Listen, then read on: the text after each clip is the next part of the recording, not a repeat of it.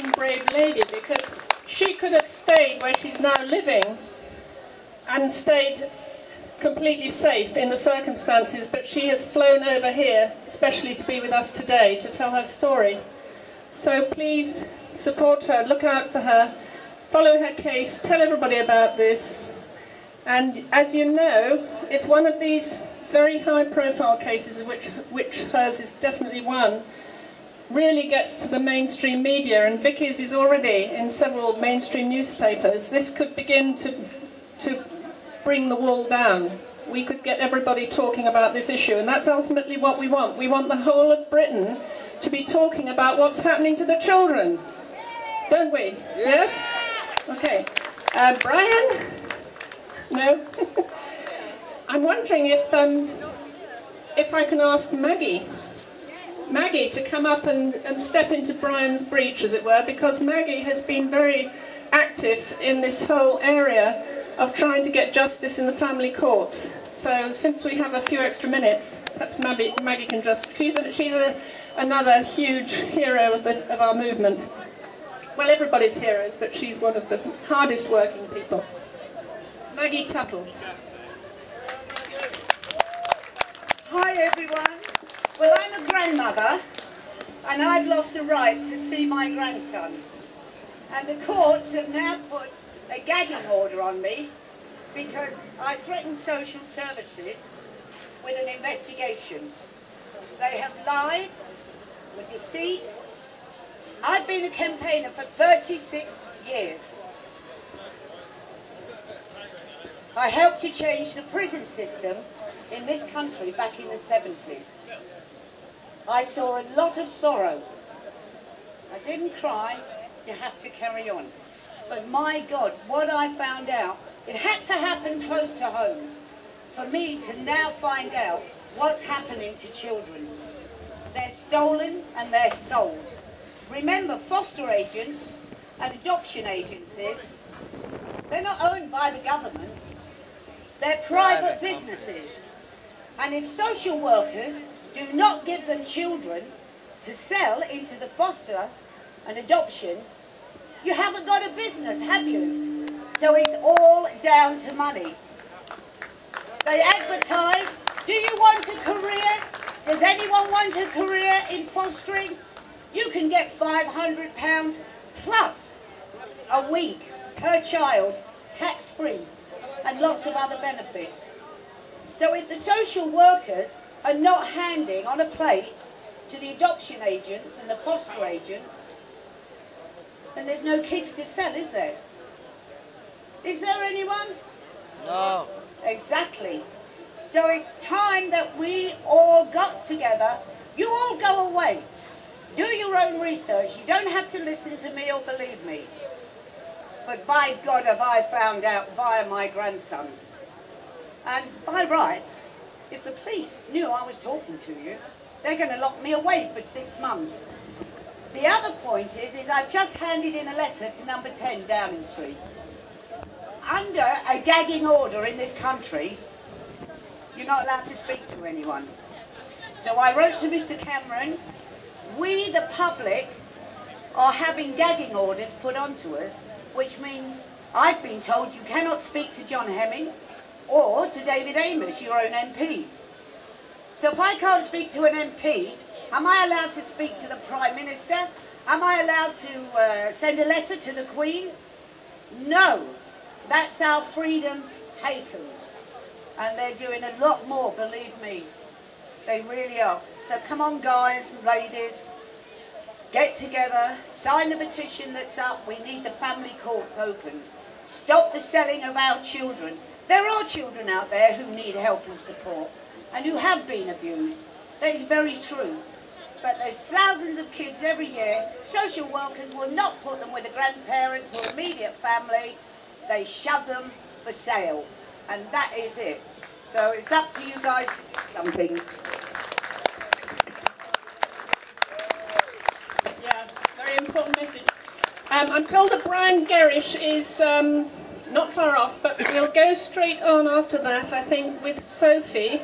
Because Sophie, who is a victim of the family court system, one might say, has been using the full force of her very good legal brain to analyse where the system really goes wrong, and has been studying it with a very fine lens. So here's Sophie.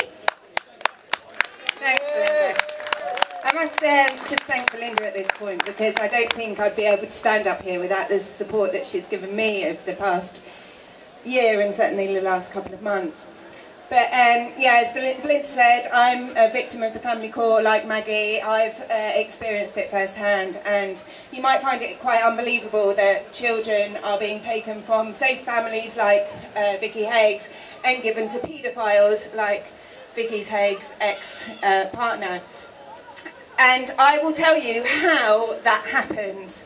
It's quite right what Maggie says. It's an industry, it's a big money-making industry where there are lots of conflicts of interest. For example, Anthony Douglas is the chief executive of CAFCAS, who are the children's voice in court.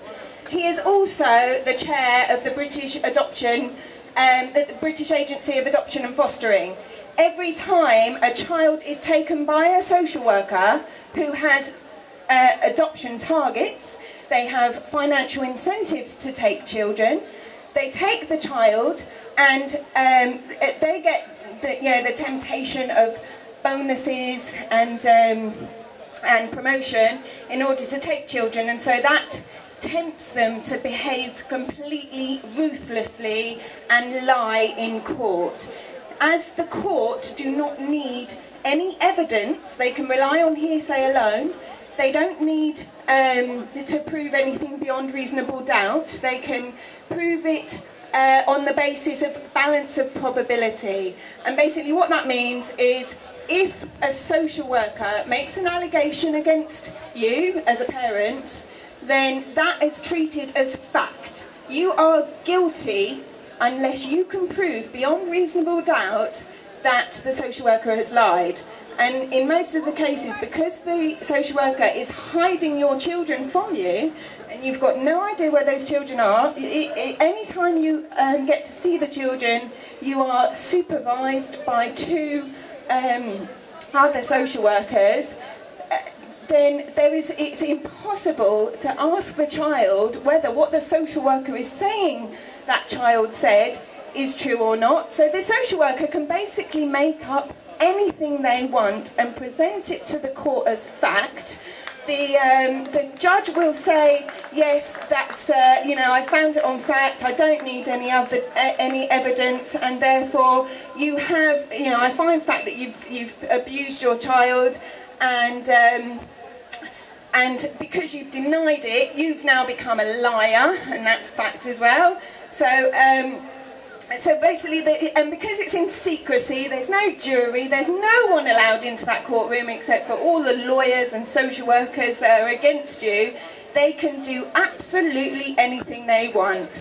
And the judges work with, I don't know who works for who. I don't know whether it's the judge that works for the council or the council that works for the judge. But they certainly work together, and if the local authority have not got anything against you, then the judge will advise them on how that they can get some kind of crooked evidence to go with you. And the one key way that they get this crooked evidence is like paying £30,000 to psychologists who depend on this work. They basically they only do these parenting assessments, and if they don't give the courts the psychologist assessment that they want, they will lose their income. So they will make up personality disorders. They will come out with avoidant attachment profiles, or bordering on a personality disorder, or some other ridiculous unheard of disorder, in order to, or say that you've got narcissistic tendencies, in order to say that you are not fit to look after your child. And so your child can basically be taken from you on the basis of this completely crooked psychologist report. And even if the psychologist finds in your favour, after 9 months of interrogation and of your child being placed with a highly paid foster adopter, it's placed with a foster adopter if it tends to be under 7 when it's taken. But if your child has been with this foster family for 9 months while you've been interrogated, then and every single inch of your life is interrogated right back to your childhood, and if you've been in care, then that is used as a reason to put your children in care.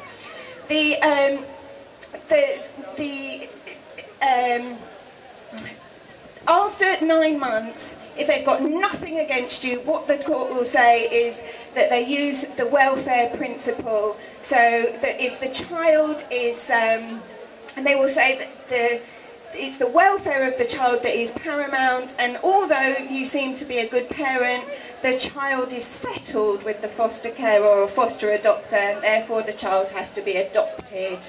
And so you can basically lose your children where there's no evidence, there is nothing against you whatsoever, just on the balance of probability that your child is at risk of emotional harm, or that you are, or that the child has settled in foster care while they have proved that your child is perfectly safe in your care. And the whole thing generates millions for what this child protection industry, and it's a complete scandal. And the people that are attracted to working in these industries are the people that want to abuse children quite often. And it is the paedophiles that are attracted to this industry. And so the government is taking children from perfectly good families and placing them with paedophiles. And what social workers tend to be saying is, I took the child because if they take the child, then their actions are unaccountable. If they leave the child, then they will be plastered all over the press if anything happens to the child. So they will basically take any child knowing that whatever happens to that child after they've taken them, they will be protected in every way, because if the foster carer abuses a child, or if an adoptive carer abuses the child, the social worker and the government are completely protected, and it turns into just a big cover-up with all the secrecy and the injunctions and the threats to the parent of prison if they ever speak about the horrendous thing that's happened to them. Thank you. Thank you, Sophie. Anybody who wants to know more about exactly what does happen could be well advised to get in touch with Sophie. Sophie Rises on Facebook. She's really becoming an expert on this whole, well, I call it an infestation, or a sort of disease, you know. Like all diseases, if we don't treat it, if we don't aerate it, if we don't disinfect it, it will go on proliferating. These officials will go on breeding more officials and more cases and more wrecked families and more children who inevitably, if they're taken from their birth parents and there's no good reason, they're going to suffer emotional harm. And what sort of adults will they then become? Well, we know that people do survive, people do recover, people do get their senses back, but it's a very long, hard road. And in the second half of this event, we're going to be hearing from some of the survivors, because their voice needs to be heard over and over again, or people just won't believe this is going on. So the survivors are incredibly important to this whole movement. Now, I don't know if Brian's around. Brian? No.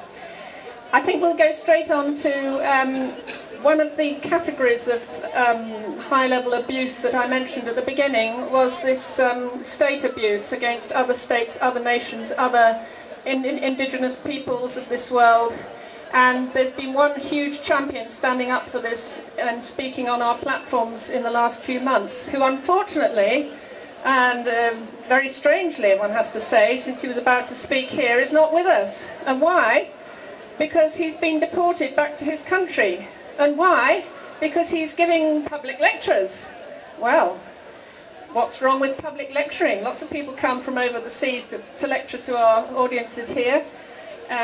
Universities are full of people from overseas coming to give public lectures. So what about this one? He's treading on some very, very big establishment corns.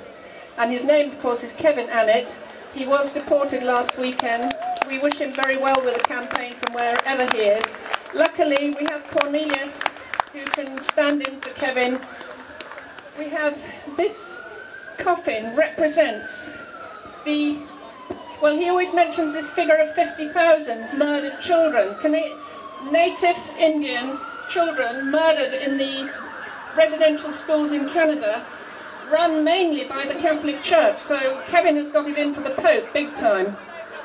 But the figure, as I've heard from members of the Indian community themselves, say that that's actually an underestimate. The figure could be many hundreds of thousands, if not millions. And when you think that there's been a genocide against the North American Indians going back 400, 500 years, with several Western people in